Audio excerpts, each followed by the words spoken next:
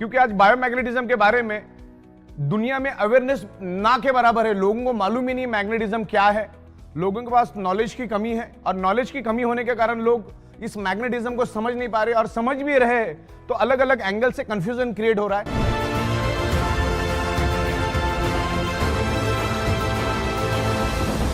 Biomagnetism एक natural alternative supporting therapy है। Biomagnetism कभी भी आपको साइड इफेक्ट नहीं करता। ये हमारे बॉडी को हीलिंग करने में हेल्प करता है। हमारा अर्थ खुद एक ह्यूज मैग्नेट है, उसमें से north pole south pole magnetic frequency release होती है, और हमारा जो ये बायोमैग्नेटिज्म है उसमें से भी north pole south pole biomagnetic frequency release होती है। बस आपको यही समझना है कि हमारे शरीर में कोई भी बीमारी होती क्यों है। 99.99% causes of the disease and disorder only due to lack of blood circulation और ऑक्सीजन लेवल। जब आपके बॉडी का ब्लड सर्कुलेशन डिस्टर्ब हो जाता है तो आपके बॉडी के अंदर डिजॉल्व ऑक्सीजन की कमी हो जाती है, और वर्ल्ड वाइड ये प्रूव हो चुका है। मैग्नेटिज्म के ऊपर सैकड़ों बुक है, करोड़ों पेजेस की इंफॉर्मेशन इंटरनेट के ऊपर अवेलेबल है। तो उसमें कॉमन कंक्लूजन है कि natural biomagnetism improve your blood circulation and by default enhance your oxygen level.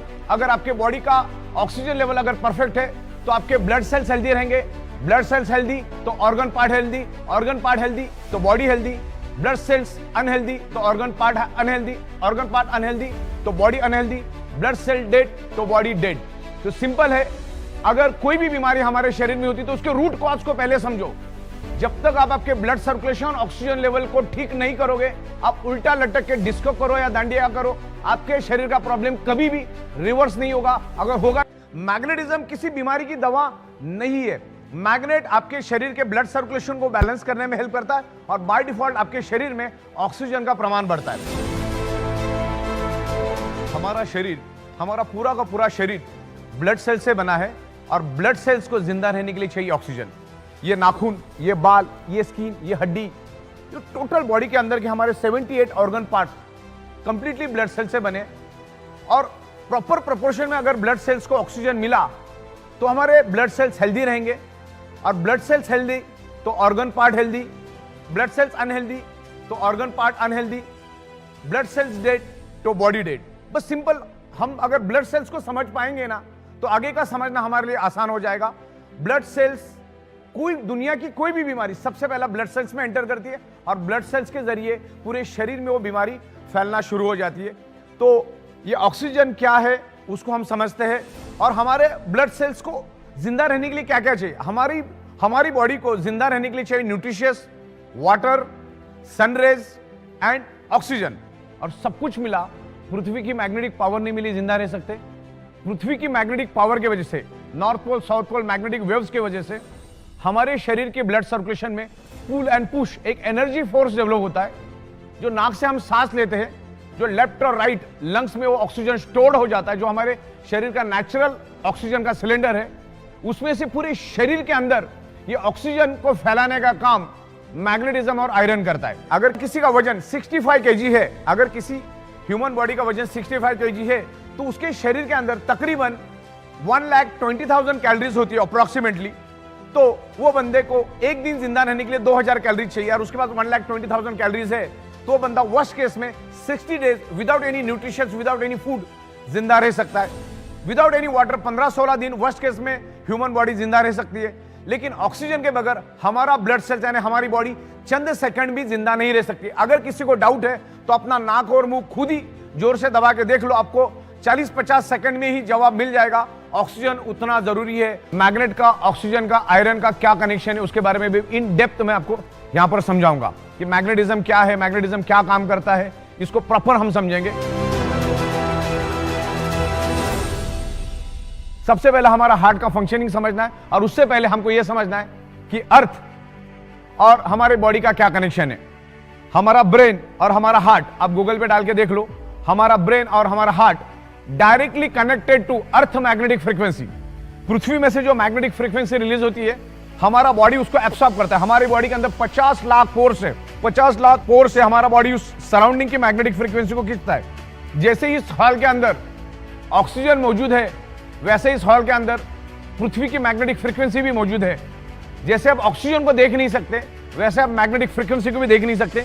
और ये जो हमारा ब्रेन और हमारा हार्ट डायरेक्टली कनेक्टेड है अर्थ मैग्नेटिक फ्रीक्वेंसी के साथ, क्योंकि हमारी पृथ्वी north pole south pole magnetic frequency release करती है और हमारा बॉडी उस एनर्जी को स्पंज की तरह खींचता है। जैसे ये स्पंज है, इसको अगर मैं पानी में डुबाऊं तो ये पानी को खींचेगा, वैसा हमारा बॉडी सराउंडिंग की मैग्नेटिक एनर्जी को खींचता है और नाभि के जरिए पूरे शरीर के अंदर ब्लड वेसल के थ्रू लाइट के स्पीड से पूरे शरीर में वो मैग्नेटिक फ्रीक्वेंसी दौड़ना शुरू हो जाती है और आयरन के साथ अट्रैक्ट होती है और आयरन को लेकर आगे भागने के कारण शरीर के अंदर एक वैक्यूम क्रिएट होता है और उस वैक्यूम से हमारे लेफ्ट और राइट लंग्स में जो ऑक्सीजन है वो पूरे शरीर में फैलना शुरू हो जाता है। हम नाक से सांस लेते हैं, लंग्स में जाता है, लंग्स के थ्रू वो हार्ट के थ्रू पूरे बॉडी में मिक्स होना शुरू कर देता है। तो ये हुआ मैग्नेट का मैकेनिज्म। दोस्तों, जैसा बहता पानी पीने लायक होता है वैसा ब्लड भी हमारा हमेशा बहता हुआ होना चाहिए। ब्लड सर्कुलेशन अगर हमारा डिस्टर्ब हो जाता है तो उसमें बहुत सारे बैक्टीरिया, बहुत सारे वायरसेस क्रिएट होते हैं और मल्टीपल बीमारी हमारे शरीर में पैदा होती है। ब्लड सर्कुलेशन के मैकेनिज्म को समझने से पहले हमें कुछ बातों को समझना है। मैं आपको इंटरकनेक्शन करके बताऊंगा what is the magnetism, what is the blood circulation, what is the oxygen. इसको हमको समझना है। जैसे आपको मैंने बताया कि हमारा शरीर सराउंडिंग की मैग्नेटिक फ्रीक्वेंसी को खींचता है, जिसके कारण हमारा हार्ट पंपिंग करता है। जैसे इलेक्ट्रिक पंप को चलने के लिए इलेक्ट्रिसिटी चाहिए, वैसे हमारे हार्ट को चलने के लिए पृथ्वी की नेचुरल मैग्नेटिक पावर चाहिए, जो आज हमें कम मात्रा में मिलती है। क्योंकि मैंने जैसे आपको कहा कि हमारे 3 फीट में लोहा है। हमारा हार्ट 1 मिनट में तकरीबन 70 से 80 बार धड़कता है और जब जब धड़कता है तो 75 to 80 ml ब्लड पूरे बॉडी के अंदर सर्कुलेट करता है। लेकिन वो तभी कर पाएगा जब आपको सराउंडिंग की मैग्नेटिक पावर मिलेगी। लेकिन आज वो मैग्नेटिक पावर कम मिलने के कारण हमारे हार्ट को जब 70 ml 80 ml ब्लड सर्कुलेट करना है, उसके जगह 60 ml 50 ml 40 ml सर्कुलेट करता है, जिससे each and every organ part को कम कम प्रोपोर्शन में ब्लड मिलता है। और कम प्रोपोर्शन में ब्लड मिलने के कारण ऑर्गन पार्ट कमजोर पड़ जाते हैं। जैसे मेरी भूख 4 रोटी की, लेकिन मुझे अगर 2 रोटी मिली तो मैं जैसे कमजोर हो जाऊंगा, वैसे ही हमारे ऑर्गन पार्ट का भी है। हार्ट ने अगर कम सर्कुलेशन दिया तो क्या होता है, each and every organ part को कम मात्रा में ब्लड मिलेगा। तो ये मैग्नेटिज्म, ब्लड सर्कुलेशन, ऑक्सीजन का क्या एक दूसरे के साथ संबंध है उसको मैं आपको समझाता हूं।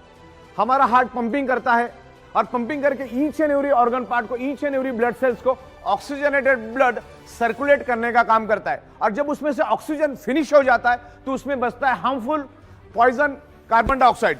और हमारे हार्ट के अंदर 4 चैम्बर है, 2 में वो प्योर ब्लड को मैनेज करता है, 2 में वो इम्प्योर ब्लड को मैनेज करता है। तो पहला तो उन्हें ऑक्सीजनेटेड ब्लड हार्ट ने सर्कुलेट किया, अब उसमें से वापस डीऑक्सीजनेटेड और कार्बन डाइऑक्साइड वाला ब्लड हार्ट वापस से हार्ट में पूल करता है, हार्ट के पास खींच के लेता है। और जैसे वो खींचता है उस ब्लड को heart with in a fraction of second lungs में पुश कर देता है। और जैसे ही वो इम्प्योर ब्लड लंग्स में आता है, उस इम्प्योर ब्लड के अंदर हीमोग्लोबिन नाम का प्रोटीन होता है और उस हीमोग्लोबिन प्रोटीन के अंदर एक आयरन नाम का कंपोनेंट होता है। और आयरन कंपोनेंट में एक unique special ability and capacity है, वो लंग्स में मौजूद ऑक्सीजन को एब्सॉर्ब करता है और कार्बन डाइऑक्साइड को रिलीज करके डिस्चार्ज करके ऑक्सीजन को एब्सॉर्ब करता है और हार्ट के दूसरे चैम्बर में आके गिर जाता है और हार्ट उसको पंपिंग करके each and every organ part को, each and every blood cells को ऑक्सीजनेटेड ब्लड सप्लाई करने का काम करता है।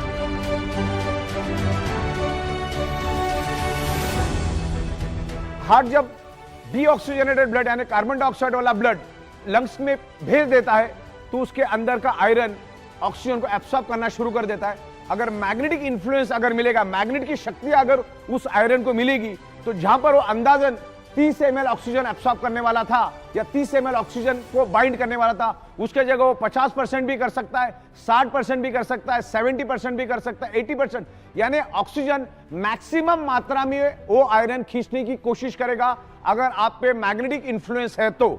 आज ईच एंड एवरी पर्सन को मैग्नेटिक पावर कम मात्रा में मिल रही है क्योंकि आज हमारे 3 फीट में लोहा है।